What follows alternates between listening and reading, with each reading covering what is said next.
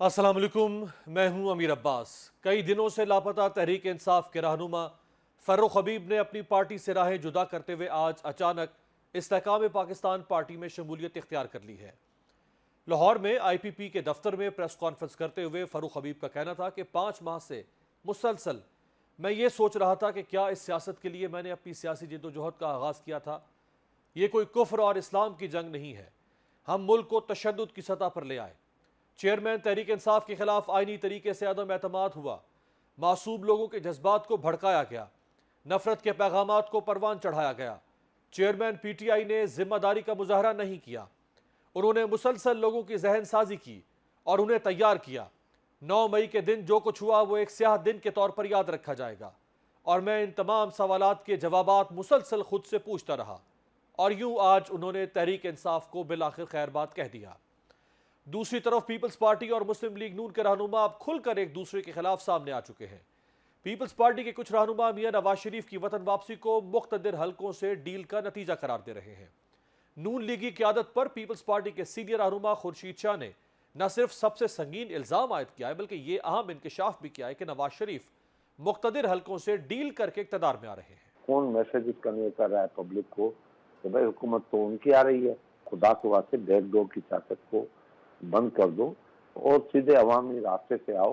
इस तरीके से कब तक हम बैकडोर से आते जाएंगे, चलते जाएंगे, आते जाएंगे। तो मियाँ साहब से कह रहा हूँ, मियाँ साहब क्या कर रहे हो, फिर एक बड़ी गलती करने जा रहे हो। खुदा के वास्ते खुद को इतना एक्सप्लाइट न करो कि लोग कल कहें कि आप किसी के कंधे पे चढ़ के आ रहे हो। खुर्शीद शाह साहब के इल्जामात के बाद ये सवालात उठ रहे हैं कि अगर इक़्तिदार की बंदरबांट ही होनी है तो इलेक्शन पर अरबों रुपए के अखराजात का तकल्लुफ क्यों। बात करने के लिए हमारे साथ मौजूद हैं स्टूडियो में पाकिस्तान तहरीक इंसाफ के मरकजी रहनुमा सेनेटर डॉक्टर हुमायूं मोहम्मद साहब। डॉक्टर साहब आपका बहुत शुक्रिया। पाकिस्तान मुस्लिम लीग नवाज की साबिक रुकन कौमी असम्बली मायज़ा हमीद साहिबा हमें ज्वाइन कर रही हैं, आपका भी बहुत शुक्रिया। डॉक्टर साहब आपसे आगाज़ करूँगा। फ़र्रुख हबीब, कुछ सरप्राइज़ है आपके लिए, ताज्जुब है या अब तो आदत सी हो गई है? वो क्या मुश्किलें इतनी पड़ी मुझ पर कि आसान हो गई। ठीक है, अब एक चीज अनफॉर्चुनेटली हुआ ये है कि जब आप एक ही तरीका बार बार करते हैं तो वो अपनी इफ़ेक्टिवनेस खो देता है। अगर आप एक ही एंटीबायोटिक बार बार इस्तेमाल करते हैं तो उसके खिलाफ रेजिस्टेंस आ जाती है। तो बीच में एंटीबायोटिक तब्दील की थी ना, वो प्रेस कॉन्फ्रेंस से हम इंटरव्यू पे गए थे, नहीं वापस देखिए फिर प्रेस कॉन्फ्रेंस वो उससे भी ज़्यादा वो कर दिया। अब आपने 3rd generation 4th generation antibiotic use कर लिए, अब ये रेजिस्टेंट बग निकल आया है। अब आवाम को समझ आ गई है कि ये एक्चुअल हो क्या रहा है। लेकिन इस एंटीबायोटिक ने PTI के इम्यून सिस्टम को तो हिला दिया ना। देखिए पाकिस्तान तहरीक इंसाफ के इम्यून सिस्टम को कोई हिला नहीं सकता। ठीक है, हाँ थोड़ा सा टेम्परेचर हुआ है, थोड़ा सा बुखार हुआ है, थोड़े से जिस्म में दर्द हुआ है, ये होता है सर, ये होता है। देखिए जब आप अल्लाह ताला से दुआ मांगते हैं ना कि या अल्लाह मुझे ताकत दे, मुझे स्ट्रेंथ दे, तो अल्लाह ताला आपको एकदम कोई वो मल्टीविटामिन्स नहीं पकड़ा देगा। अल्लाह ताला आपके ऊपर मुश्किल लाएगा। ये आर्गुमेंट तो फिर नवाज शरीफ भी दे सकते हैं कि हम पे ये मुश्किल आई, ये मुश्किल आई, देखिए हम भी भट्टी में से कुंदन बन के निकले। नहीं, उनकी पार्टी जरूर कुंदन बन गई, वो नहीं कुंदन बने क्योंकि वो भाग जाते थे।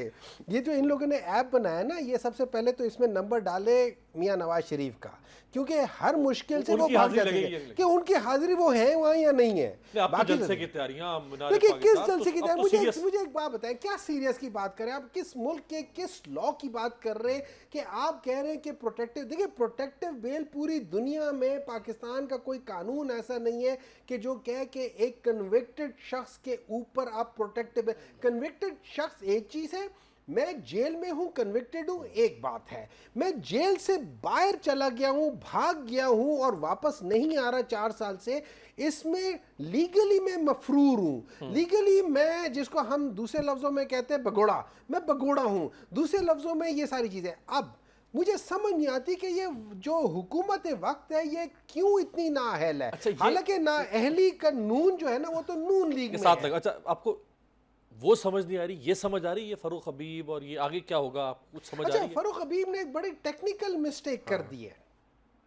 मैं ये समझता हूं कि उसने टेक्निकल मिस्टेक ये कर दी है कि वो कह रहे थे कि साइफर केस में जो नेशनल सिक्योरिटी काउंसिल में चीफ ऑफ आर्मी स्टाफ बैठे थे, चीफ ऑफ एयर स्टाफ बैठे थे, चीफ ऑफ नेवल स्टाफ बैठे थे, सेक्रेटरी डिफेंस बैठे थे, वो सारे बैठे थे, और सारे जो मिनिस्टर्स थे including Pervez Khattak and everything, वो सारे बैठे थे। उस पर डिलिब्रेशन हुई है। फिर पाकिस्तान में और अमेरिका में आपने वो कर दिया, क्या कह सकते थे, डिमाश कर दिया। ठीक है, ये याद रखें कि हेनरी किसिंजर ने 1976 में एक डिमार्श रोक दिया था। उसको कहते हैं कॉन्डोर ऑपरेशन होने वाला था। कॉन्डोर ऑपरेशन में मुख्तलिफ मुल्कों के सरबराह को एक इंटेलिजेंस साइफर आया था, रिपोर्ट आई थी कि ये होने वाला है। वो पहले करने लगे थे, उन्होंने रोक दिया था और उसको सीक्रेट ही रहने दिया था। एक दफा आप डिमार्श कर दें किसी बात पे तो वो बात सीक्रेट रहती नहीं है, पब्लिक डोमेन में आ गया, वो पब्लिक डोमेन में आ जाती है, वो डीक्लासिफाई हो जाती है।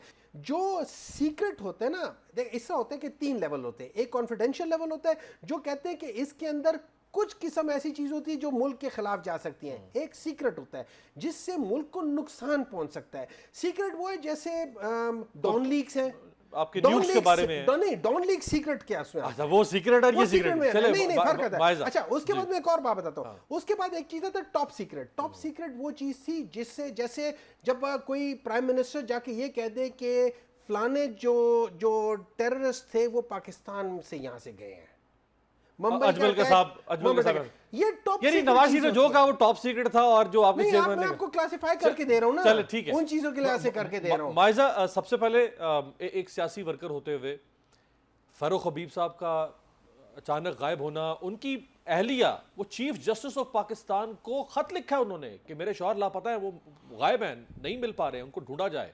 फिर वो एमनेस्टी इंटरनेशनल को खत लिखती हैं कि मेरे शौहर गायब है, नहीं मिल पा रहे। सोशल मीडिया पे वो बार बार पूरी कौम से मदद मांग रही है।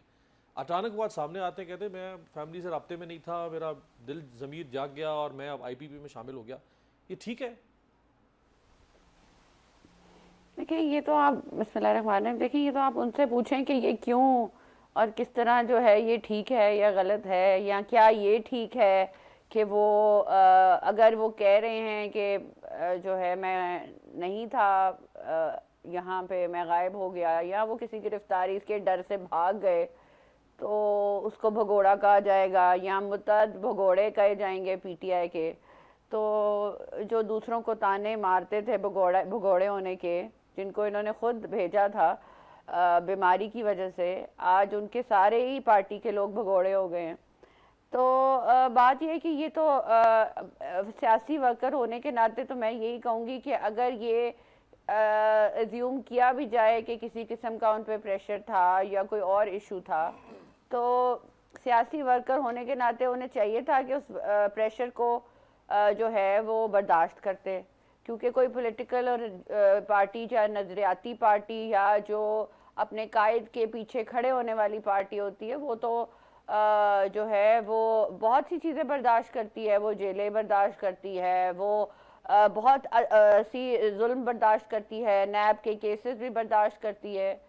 तो ये सारी चीज़ें जो है बर्दाश्त करते हुए ही सियासी वर्कर जो है वो सियासी वर्कर बनता है, और उसकी जो है वो एक पॉलिटिकल पार्टी में कदर व कीमत होती है। लेकिन यहाँ तो देखें, अमीर या ना पॉलिटिकल पार्टी है, आपका कायदी भाग जो है वो जेल से बचने के लिए कहता है कि मैं डेड बॉडीज के साथ खेलूं या जो है अवाम को दाव पे लगा दूं। तो फिर आपने ये भी ऑडियो सुनी होगी जिसको जस्टिफाई कर रहे हैं मायूं साहब के साइफर से खेला जाए, साइफर के साथ किस तरह खेला जाए, सियासी साइफर को किस तरह का सियासी रंग दिया जाए। तो ये सारी चीजें तो आपके सामने ही हैं। अच्छा, माइजा ये बताइएगा कि जिस वक्त अगर फारूक हबीब साहब खुद से अपनी रजामंदी से कहीं थे, अपने दोस्त के यहाँ थे, गिलगित बल्तिस्तान थे, जहां भी थे, जब उनकी अहलिया ट्वीट्स कर रही हैं, जब उनकी अहलिया चीफ जस्टिस को खत लिख रही हैं और वो ये बता रही हैं कि मेरे शौहर लापता हैं, अबडक्टेड हैं, किडनैप्ड हैं, जो भी हैं, तो उनको चाहिए था वो एक फ़ोन कर देते अपनी अहलिया को कि भाई किधर फ़ोन कर रही हो, कहाँ लोगों को बता रही हो, किसको खत लिख रही हो, मैं तो यहाँ बैठा हुआ हूँ ना, आ जाऊँगा 4 दिन के बाद घर वापस आ जाऊँगा। देखिए, बीइंग द डेविल्स एडवोकेट में आप जब भी कोई चीज़ गलत करने लगते हैं तो आप अपने घर वालों को तो इन कॉन्फिडेंस लेते हैं ना, उससे बगैर तो नहीं करते। लेकिन दैट बीइंग सेड, मैं ये समझती हूँ कि फिर भी मैं ये कहूँगी, मुझे नहीं पता कि वो कहाँ लापता थे, क्यों लापता थे, क्या वो लापता थे भी या नहीं थे, लेकिन मैं ये ज़रूर कहूँगी कि ये जस्टिफिकेशन देने के जो है ना, इससे फिर ये ना होता कि वो अभी फौरन आके जो है एक पार्टी ज्वाइन कर लेते। उनको क्या ज़रूरत थी, फिर वो रेस्ट करते, थोड़ा सा अपना अपने आप को पॉलिटिकली जो है अपने आप को ज़रा डिस्टेंस कर लेते, वो भी नहीं हुआ। तो उनको सियासत का काफ़ी शौक रहा है, तो इसीलिए वो एक और पॉलिटिकल पार्टी में आ गए। देखिए पीपल्स पार्टी के लोगों को देख लें, PMLN के लोगों को देख लें, तो ये PTI कोई ख़ास सिलेक्टेड पार्टी लगती है, जो एक पार्टी थी ही नहीं पहले दिन से, जहाँ पे सिलेक्टेड लोग आए अच्छा। जो भगौड़ों की तरह भाग गए। जी डॉक्टर साहब, आपकी तो डिग्री PTI की वो पॉलिटिकल नहीं है। देखिए मैं सिंपल फैक्ट्स की बात करता हूँ। इस तरह हुआ था कि पाकिस्तान की जो पॉलिटिकल हिस्ट्री है, पाकिस्तान की पॉलिटिकल हिस्ट्री मोहम्मद अली बोगरा के ज़माने से डिरेल होनी शुरू हो गई थी, ठीक है। उसके बाद अयूब ख़ान के ज़माने में एक शख्स आया था, बड़ा इंटेलिजेंट था, बहुत अच्छा था, पॉलिटिकली मोटिवेटेड था, लेकिन उनका फॉरेन मिनिस्टर था, ठीक है, भुट्टो साहब। अब उन लोगों ने कहा क्या, उन्हें कहा नहीं, हमें इंटेलिजेंट लोग नहीं चाहिए, हम नॉन पॉलिटिकल पार्टी बेसिस के लिहाज से हम वो एक करेंगे और टेस्ट ट्यूब बेबी कहेंगे जिसका कोई सोच वगैरह कुछ नहीं होगी। किसको लाए फिर? लेकर आ गए मियां नवाज शरीफ साहब को। 1981 में। मेरी बात सुने, आप सोचें 3 वक्त का प्राइम मिनिस्टर हो, आप उनसे वैसे ही बैठ के 3 सवाल करें, वो तीनों सवाल के इम्प्रॉम्प्टू जवाब नहीं दे सकते, ये फैक्ट है। अच्छा, फिर उसके बाद क्या होता है, वाहिद प्राइम मिनिस्टर है कि जिसको ओसामा बिन लादेन ने फंडिंग की है, वाहिद प्राइम मिनिस्टर है कि जब बेनज़ीर भुट्टो जीतती थी 1988 में, उसके खिलाफ IGI बनाई और फिर इस्टेब्लिशमेंट से पैसे लिए, फंडिंग ली, फिर आए असगर खान केस, सारे केसेस वो हैं। अच्छा, उसके बाद फिर चूंकि वो गुलाम इसाक खान उस थे, उनके थ्रू मिलके सारा काम किया। फिर उसके बाद 1996 में फिर दोबारा इसी तरीके से वही हरकतें की हैं, ठीक है। अच्छा, तो 2/3 मेजॉरिटी मियां साहब ने ले ली। देखिए ले ली ना, हरकतें क्या की, एस्टैब्लिशमेंट से तो अच्छे ताल्लुकात नहीं थे। 2/3 मेजॉरिटी मिल गई ना। अल्लाह ताला ने एक इज्जत देनी थी, दे दी, लेकिन एक बंदे को जब अल्लाह ताला इज्जत ना देना चाहे ना, तो उसकी हरकतें देखे, वो चढ़ दौड़े उनके ऊपर, सुप्रीम कोर्ट के ऊपर, सजाद अली शाह साहब, ठीक है, तो परवेज वहां पे मुशर्रफ सर को क्या। हटा दिया। अच्छा, उस वक्त उनको शौक पड़ गया कि मैं अमीरुल मोमिनीन बनना चाहता हूं, ठीक है। तो वहां से क्या हुआ, फिर उसके बाद 2013 में क्या हुआ, 2013 में क्या हुआ, 2013 में वही कियानी साहब, वही अपने इफ्तिखार चौधरी साहब और वही शहबाज शरीफ साहब, ये एक हफ्ता पहले क्यों मिले थे, क्योंकि इन लोगों ने सारी चीजें उस जगह पे की थी। रही बात पाकिस्तान तहरीक इंसाफ, पाकिस्तान तहरीक इंसाफ 1996 में बनी, ठीक है। उस वक्त तक एक बंदा, कोई बंदा बीच में नहीं था, आहिस्ता आहिस्ता आहिस्ता बनती गई। 2010 तक कोई इसको मानता भी नहीं था पार्टी, एक बस चेयरमैन के वन मैन पार्टी थी, सिर्फ वन मैन पार्टी थी ना, कोई भी नहीं थी, लेकिन ही केप्ट ऑन स्ट्रगल। अच्छा, उसकी आप तकरीरें निकाल ले 1996 की और आज की, उसमें कोई फर्क नहीं है। अब आप मियां नवाज शरीफ की 1985 1990 की तकरीरें निकाल लें और आज की तकरीरें निकाल लें। माइजा खुर्शीद शाह साहब ने जो फरमाया है कि नवाज शरीफ साहब मुख्तदिर हलकों से डील करके इक़्तिदार में आ रहे हैं, और अगर वो पहुंचते हैं इक़्तिदार में तो ये उस डील का नतीजा होगा। देखिए 2-3 चीज़ें हैं, मैं पहले क्लेरिफाई करना चाहूँगी। एक तो जो अभी हमें पॉलिटिकल हिस्ट्री बताई गई, ये मुझे बता दें कि क्या पॉलिटिकल वर्कर्स ने जब भुट्टो साहब फांसी चढ़े, was he willing to compromise? वो जब भुट्टो साहब जो है फांसी चढ़े, क्या उनके वर्कर्स को कोड़े नहीं पड़े? क्या वो इधर उधर हो गए? क्या वो पार्टी चेंज कर गए? क्या पीपल्स पार्टी का नजरियाती वर्कर उनके साथ नहीं है? पीपल्स पार्टी को लोगों ने छोड़ा भी था। के कायद को एक दफा नहीं 3 दफा जो है वो इस वजीर आजम की चेयर से निकाला गया इल्जाम लगा के। उसमें से एक मरतबा तो इमरान खान साहब जो है इल्जामात और झूठे इल्जामात और झूठ पे इतना झूठ बोलते हैं कि और मशवरा भी देते हैं कि झूठ इतना बोलो कि वो सच बन जाए। तो इस तरह के 3 दफा वो गए। लेकिन आपके लोग छोड़े ना, जब मुशर्रफ साहब ने क्वाफ लीग बनाई मियां साहब के बाद, तो क्वाफ लीग में नून लीग से लोग गए। माय पॉइंट मेरा नहीं, देखिए आपने the gist of it is कि देखिए एक पॉलिटिकल वर्कर, एक नजरियाती पॉलिटिकल पार्टी अपने जो है वहाँ की वहाँ खड़ी होती है, जहाँ पे उनको जो है डिसरप्ट किया जाता है या उनको इल्ज़ामात लगा के उनको जो है हटाया जाता है। लेकिन जो एक सिलेक्टेड पार्टी होती है, जो चोजन फ्यू लोगों की होती है, जो ड्राइंग रूम की सियासत करते हैं, वो फिर इस तरह तितर बितर होते हैं जिस तरह आज तितर बितर हुए। तो आज आपको यही कोई किसी को ज्वाइन कर रहा है, कोई जो है कह रहा है मैं पार्टी छोड़ के जा रहा हूँ, ये सारे इम्पोर्ट हुए हुए डिफरेंट लोग हैं ना डिफरेंट पार्टी से, तो वो भाग गए जिस तरह इकट्ठे ही किए गए। दूसरा जो लेवल प्लेइंग फील्ड की बात की थी उसका तो आपको मैं जवाब दे देती हूँ, लेकिन एक बात बड़ी इंपॉर्टेंट है। देखिए जब डील होती है ना, एक बड़ा इंपॉर्टेंट चीज़ होती है कि दो बराबर के हल्के आपस में डील करते हैं। ये नहीं होता कि जो है एक कॉम्प्रोमाइज जो है एक जो है वो वजीर आज़म जो है मुल्क से बाहर है, उसके पास उसकी वो पोजीशन नहीं है, और एक बड़ा पावरफुल हल्का है, आप इल्ज़ाम लगा देंगे जी ये डील हो रही है। डील नहीं होती, डील होती है दो पावरफुल हल्के एक ही स्टैचर के एक ही उस पे लेवल पे होते हैं, तो वो जो है डील होती है। डील नहीं है ना कोई नहीं, जिधर जिधर इशारा खुर्शीद शाह साहब कर रहे हैं वो पावरफुल हल्के नहीं है, वो पावरफुल हल्के ही है ना जिधर। देखिए मैं ये समझती हूँ जी, कहाँ पे नहीं, मैं आपको बता रही हूँ, वजीर आजम नवाज शरीफ साहब तीसरी दफा आए, अब चौथी दफा आ रहे हैं, तो वजीर आजम जो है वो बने और अवाम ने उनका साथ दिया, लोगों ने उनको वोट दिए। अब उन कुछ पार्टीज उनके वोट बैंक से खौफजदा हैं, या वो उस तरह की स्पेस या जगह नहीं बना सक रही जिस तरह की PMLN ने बना ली है, तो वो अगर इस तरह की बात करें तो चले समझ आता है। ये पाकिस्तान मुस्लिम लीग नून का लिटमस टेस्ट नहीं है, ये पाकिस्तान के कानून का लिटमस टेस्ट है कि वो अपने कानून की धज्जियां उकेरना चाहते हैं या अपने कानून को अपहेल्ड रखना चाहते हैं। भाई आपने नहीं कानून की धज्जियां उड़ाई थी जब आपने कब्रें खोदी थी पार्लियामेंट के आगे। आपका प्राइम मिनिस्टर तो ऐसा प्राइम मिनिस्टर था, हिस्ट्री में पहला प्राइम मिनिस्टर है जिसको vote of confidence no confidence के जरिए निकाला गया। कौन से वजीर आजम को निकाला गया? बाकियों को तो चलो निकलवाया गया ना, इनको तो निकाला गया। So what, it's a parliamentary process, so what. Corruption में तो नहीं निकाला ना, पार्लियामेंट्री प्रोसेस है, करप्शन में तो नहीं निकाला ना, no confidence of vote of no confidence था ना, पार्लियामेंट्री ठीक थी ना, करप्शन में तो नहीं निकाला, करप्शन में किसी ने नहीं निकाला।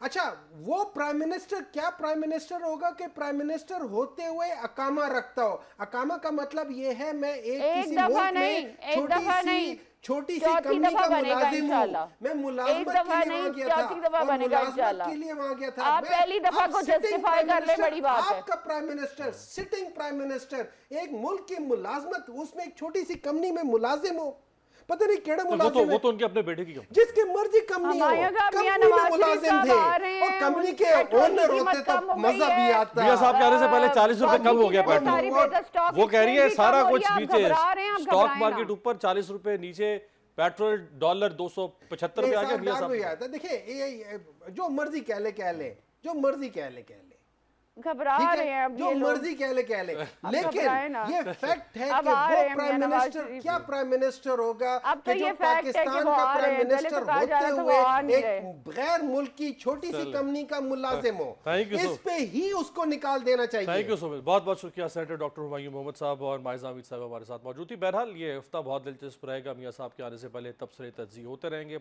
लम्हा ब लम्हा सूरत हाल आप देखते रहेंगे। ब्रेक पर जाते हैं, ब्रेक से वापसी पे हमारे साथ होंगे बैरिस्टर एतजाज एहसन। ब्रेक के बाद खुश आमदेद। बाद सियासी तज्ज़ियाकारों के मुताबिक साइफर केस में मुमकिन तौर पर चेयरमैन तहरीक इंसाफ को सजा हो सकती है, जबकि तहरीक इंसाफ के रहनुमाओं का इस हवाले से कहना है कि उनकी क़यादत पर साइफर का केस बनता ही नहीं। आज इस्लामाबाद हाई कोर्ट ने साइफर केस में चेयरमैन PTI की दरख्वास्त निपटाते हुए ट्रायल कोर्ट से रजू करने की हिदायत की है, जबकि फैसले में लिखा है कि सिक्योरिटी के पेश नज़र जेल ट्रायल चेयरमैन PTI के हक में जाता है। अगर जेल ट्रायल पर तहफ़्फ़ुज़ात हो तो पटिशनर ट्रायल कोर्ट से रुजू कर सकता है। दूसरी तरफ तहरीक इंसाफ चीफ जस्टिस काजी फायज़ ईसा से मुतालबा कर चुकी है कि वो 90 रोज़ में इलेक्शन के लिए PTI की दरख्वास्त समात के लिए मुकर्रर करें। अगर ये केस समात के लिए मुकर्रर हो गया तो क्या इस हवाले से अदालती पेशरफ्त हालात का रुख मोड़ सकती है? क्या तहरीक इंसाफ की क़यादत को इंतखाबात से कबल अदालती रिलीफ मिलने का इम्कान है? बात करने के लिए हमारे साथ मौजूद है पाकिस्तान के मारूफ माहिर आईन व कानून बैरिस्टर एतजाज एहसन साहब। बहुत शुक्रिया एतजाज साहब। सबसे पहले फर्रुख हबीब ने जो अचानक आज प्रेस कॉन्फ्रेंस की और अपनी जमात को छोड़कर आईपीपी का इंतखाब किया और बहुत सारे इल्ज़ामात उन्होंने अपने साबिक चेयरमैन के ऊपर लगा दिए, आपको इस पे कोई ताज्जुब हुआ? नहीं, कुछ हैरत तो होती है हर ऐसे मामले पर। गो अब बहुत कम होनी शुरू हो गई है। अब तो लगता है कि ये इधर से गुजारा उन्होंने एक रिवॉल्विंग डोर है जिसमें आप एक तरफ से बाहर चले जाते हैं, लेकिन अगर आप पहला कदम ही गलत शब्द ले लें तो वो डोर उसका पिछला पलड़ा आके आपको लगता है आपको फिर अंदर वापस ले जाता है।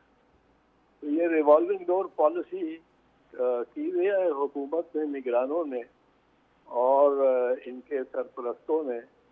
और निगरान कितना जुर्म कर रहे हैं इस मुल्क से, मैं समझता हूँ कि बिल्कुल ही अहमद लोग उनके हाथों में इतने नाजुक वक्त में मुल्क को दे दिया है। जो ये आपने रिवॉल्विंग डोर पॉलिसी बताई है रजा साहब, 50 साल से ज़्यादा आपका अपना सियासी तजुर्बा है, पिछली 5 दहाइयों में इस तरह की कोई रिवॉल्विंग डोर पॉलिसी आई है कभी?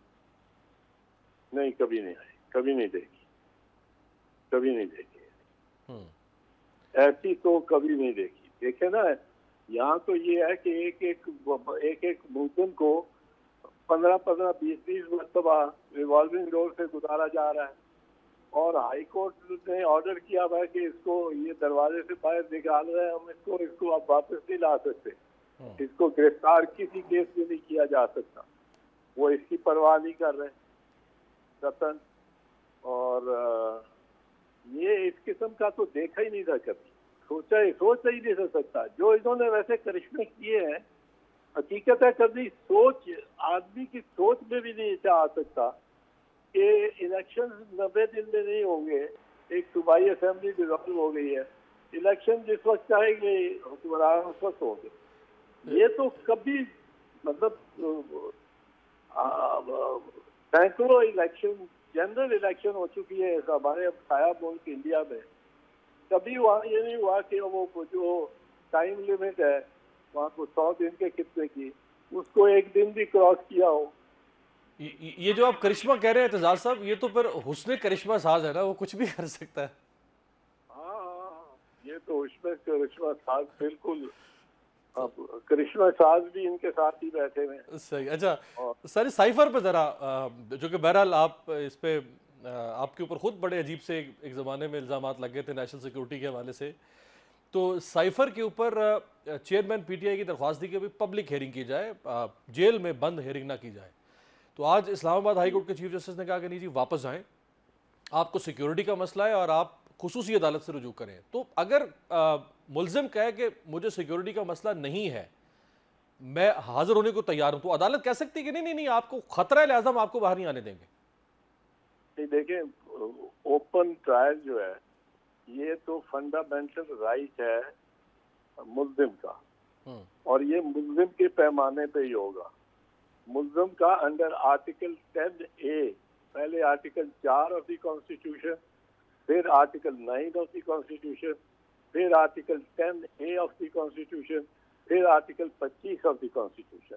ये मुल्जिम को इख्तियार है कि वो एतराज करे कि आप मुझे सिक्योरिटी का मसला है या कोई है।